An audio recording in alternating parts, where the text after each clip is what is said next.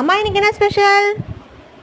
இன்றைக்காம்மா super special தாம்மா. தேங்காய் இல்லாத தேங்காய் சட்னியும் தோசையும் தாம்மா.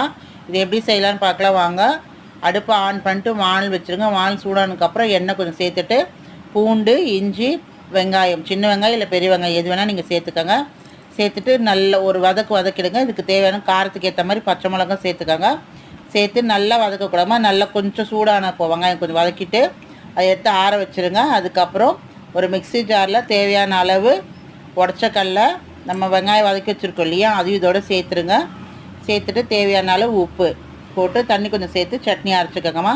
எப்பயும் சட்னி தாளிக்கிற மாதிரி கடுகு, உளுத்தம்பருப்பு, சீரகம், சின்ன வெங்காயம் வேணால் சேர்த்துக்கோங்க. அதுக்கப்புறம் காஞ்ச மிளகாய் போட்டு தாளிச்சிடுங்க.